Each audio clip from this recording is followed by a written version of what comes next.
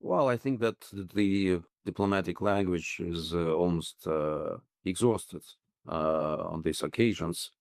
And such a perverted logic that you mentioned is a true extension of Western perception of this crisis, when Ukraine can't be responsible for anything.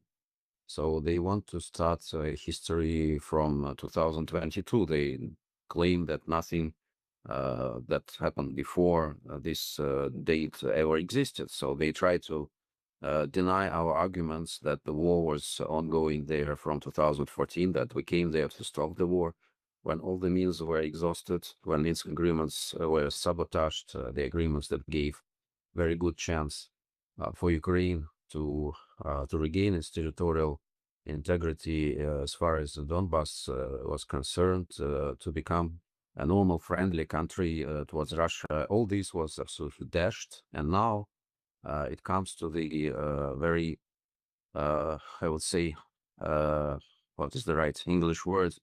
Uh, Strange situation when our ambassadors, our chargé d'affaires, are being summoned to the ministries of these countries, and they are being given the protest because of the fact that Ukrainian drones entered the territory of this state. This happened, for example, in Latvia. And when my colleague there asked, so what have we to do with the fact that Ukrainian drones sent by Ukrainian command entered Latvian airspace and made a strike at a certain location in Latvia? They said exactly what you said right now, that this wouldn't have happened if not for Russian aggression against Ukraine. That's their logic. Everything is being kind of explained by Russian aggression against Ukraine. Now less and less people, almost nobody, is using the expression unprovoked, because before it was the case. I remember my time at the UN when it was like the mantra, unprovoked, Russian aggression, blah, blah, blah, all these things. But after the US administration showed openness to the idea that the root causes of this crisis should be also addressed.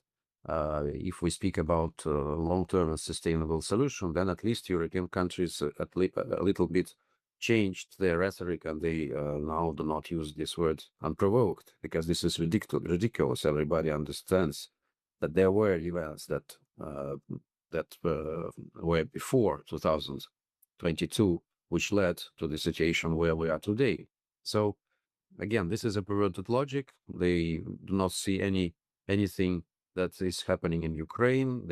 Of course, they speak about corruption, but it's not in the extent that they should have spoken about it, because corruption is everywhere. Apparently, they have already written the word Zelensky in block letters, but nobody dares to pronounce it publicly. They try to kind of maneuver in order to avoid this true reality, the sad reality that the head of the Kiev regime is also the head of this corruption network. And nothing can be said bad about Ukraine. They ignore the fact that Ukraine commits terrible abuses of human rights, of the right of freedom of religion, of political freedoms, of the right of minorities, and so on and so forth. For them, it doesn't exist. Ukraine is always white and fluffy, and Russia is always bad. That's their perception of the world that they don't want to change.